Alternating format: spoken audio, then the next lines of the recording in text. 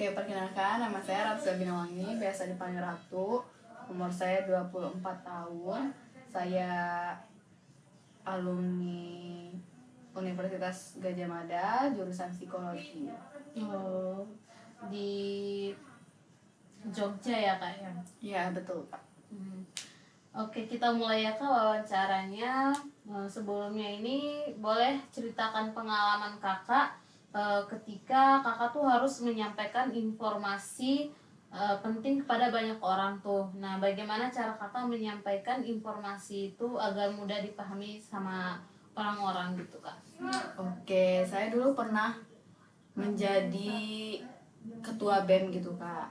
Nah, di situ kan anggota BEM itu kan banyak ya.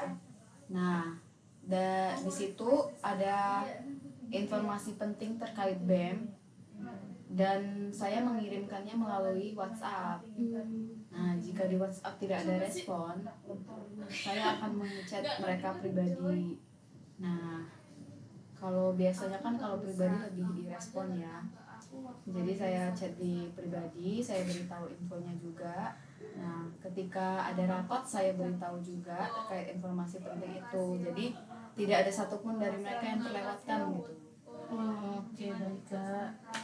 Jadi informasinya itu dari rapat sama dari Dari WhatsApp juga. betul. Oke. Nah, pernah nggak sih kak saat kakak tuh mengalami kesalahpahaman nih saat berkomunikasi dengan rekan kerja atau anggota tim kakak atau anggota BEM kakak itu apa penyebabnya dan bagaimana nih cara kakak menanganinya gitu? Oke, saya dulu pernah salah paham sama ibaratnya mungkin staf saya ya. Ada kesalahpahaman terkait tugas mereka. Harusnya yang melakukan tugas itu tuh staf Kominfo, tapi ternyata malah staf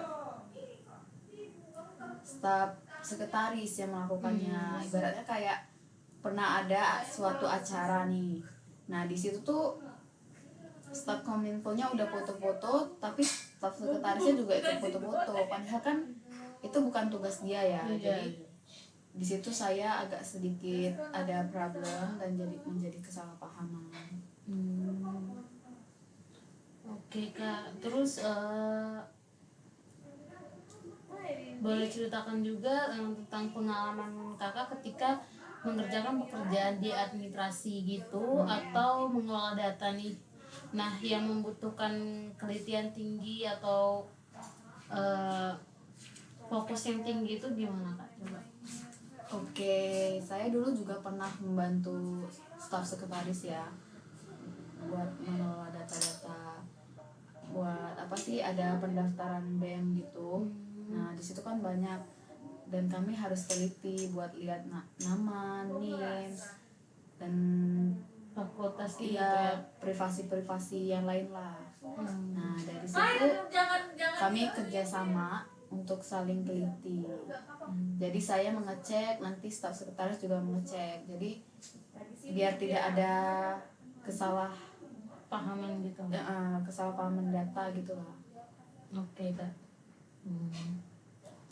Nah, pernah nggak sih saat lagi mengerjakan dokumen atau mengecek data gitu? Nah, apakah pernah kakak menemukan kesalahan dalam dokumen sebelum diserahkan gitu kak? Dari sekretaris kakak atau kakaknya sendiri gitu? Oke. Kalau dari aku pernah staf sekretaris itu ngasih suatu data, kan kayak ada acara kami tuh, BEM kami mau buat acara. Nah, di situ dia ada ketikan gitu, salah ketikan. Nah, Jadi pas dicek, typo gitu iya ya? betul, pas dicek ternyata salah. Dan itu kan beresiko ya, apalagi kalau untuk dibagikan ke masyarakat dan lain-lain besar gitu. Nah, itu saya cek dan saya suruh benerin lagi.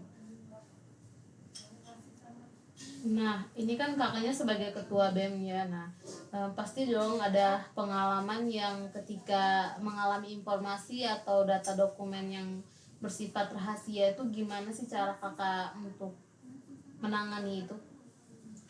Oke, kalau aku sih untuk kerahasiaan data itu sudah pasti fix kami rahasiakan ya di anggota-anggota saja, atau emang yang bagian yang pokoknya yang staff-staff atas aja mungkin yang boleh tahu, apalagi terkait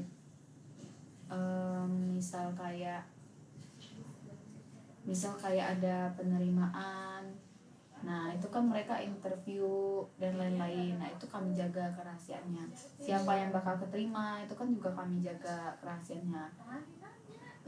Nanti kalau udah pengumuman baru deh orang-orang harus baru tahu.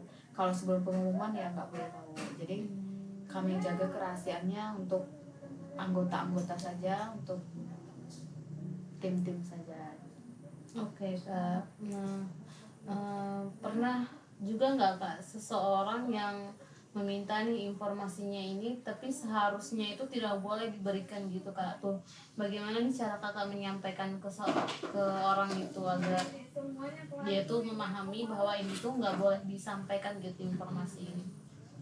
Oke, kalau dari aku sih aku bakal ngomong pelan-pelan ya, apalagi kayak ya aku bilangin mohon maaf karena ini kan suatu kerahasiaan dan nggak boleh sembarang orang tahu gitu. Mungkin ya dengan ngomong baik-baik sih Kak. Oke. Menyampaikan. Oke Kak, cukup sampai di situ aja. Terima kasih sudah meluangkan waktu untuk wawancara hari ini. Kami juga sangat berantisipasi sama semua jawaban yang Kakak berikan. Nanti kami akan hubungi lagi, minimal nanti 2 atau 3 hari akan dipanggil. Kalaupun nanti tidak dipanggil, mungkin belum rezekinya ya Kak. Oke Kak. Oke, sampai situ saja saya tutup wawancara ini. Assalamualaikum warahmatullahi wabarakatuh. Waalaikumsalam. Terima kasih banyak Kak.